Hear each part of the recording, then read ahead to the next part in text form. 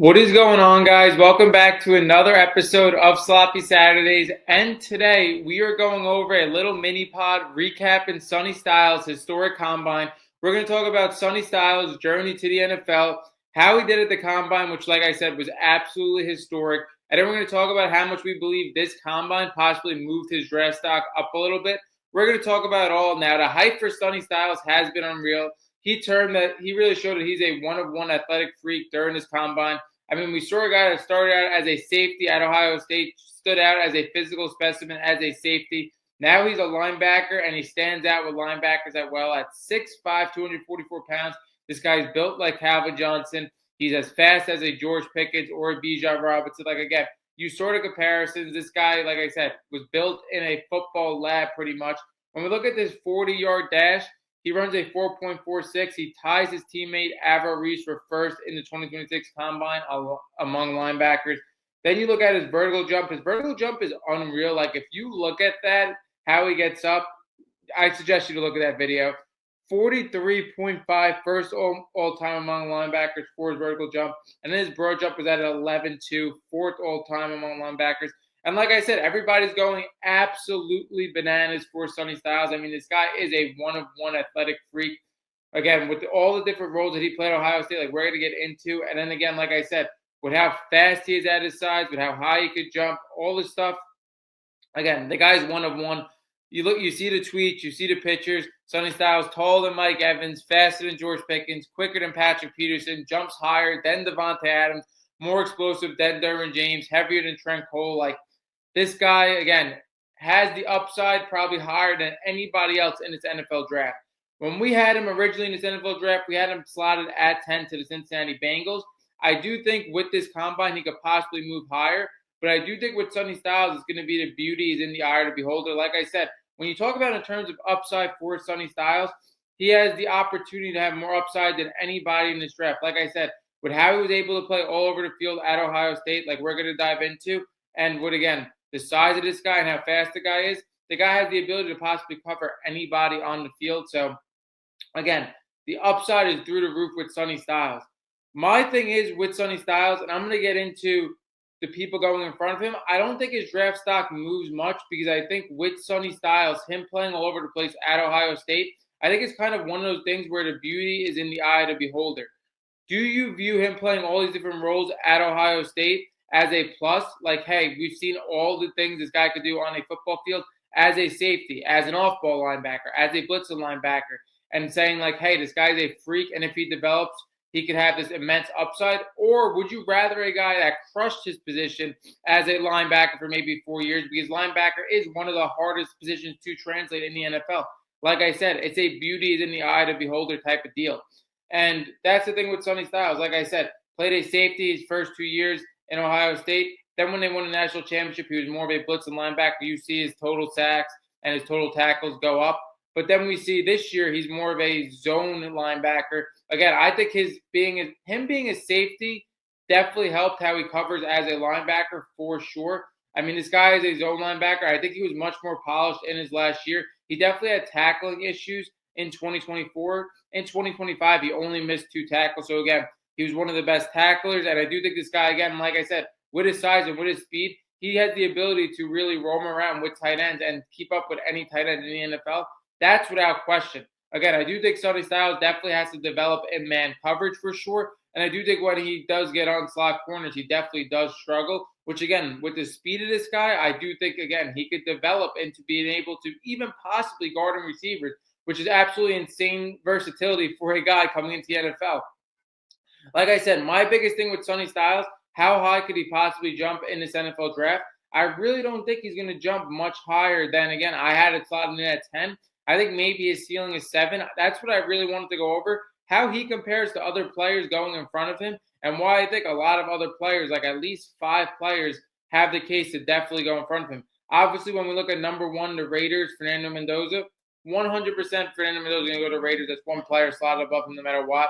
Then when we look at number 2, the Jets, I do think the Jets are going to go Averill Reese or David Bailey. Those are 2 guys that, in my opinion, definitely have to go before Sonny Styles. One, when you look at David Bailey, this guy plays a more premier position at the edge rush position. And this was a guy that played edge rusher his whole college career and absolutely crushed it. So I think David Bailey is definitely going to go ahead of him. Then when you look how he compares to his partner in crime, Avril Reese, I think Avril Reese 100% has to go ahead of him as well. Not only, like you said, when you look at a player that crushes position in his entirety of Ohio State, but also, in my opinion, Avril Reese has more upside as a player than Sonny Styles. Even though, like I said, Sonny Styles could have more upside than anybody in the NFL draft, I do think realistically, Avril Reese has more upside because Avril Reese is going to be a player that's going to try to develop as a edge rusher while also being a linebacker in coverage. So he's going to try to mold into that Micah Parsons type player, which is exactly what the NFL is looking for. And him having the ability to play the edge, which, quite frankly, Sonny Styles does not have that ability. I think that sets him apart from Sonny Styles. Definitely, Avril Reese will go ahead of him. I think Francis Mauigoa will go ahead of him because I do think Francis Mauigoa is going to be linked to the Cardinals. I think he's going to be their opposite side tackle. Even if he doesn't go to the Cardinals, I do think he's a premier offensive tackle, offensive lineman, the best in the draft. He'll go ahead of Sonny Styles. Then things start to get dicey. Giants at 5-2. Like, I do think, again, sorry I didn't go over the Titans. I do think the Titans are going to go whatever Avril Reese, David Bailey, the Jets don't pick. I do think that's going to be the Titans pick. And then 5 for the New York Giants.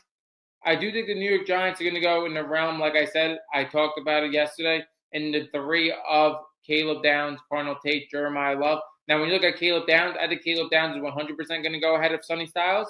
I think Caleb Downs is one of those players that is a generational type safety. I know people like to have the debate of how much value a safety has. When you're a game changer like Caleb Downs, and you're this guy that you could possibly be wearing a Hall of Fame jacket one day, and you crush your position for 3 years, I think he's definitely going to go ahead of him.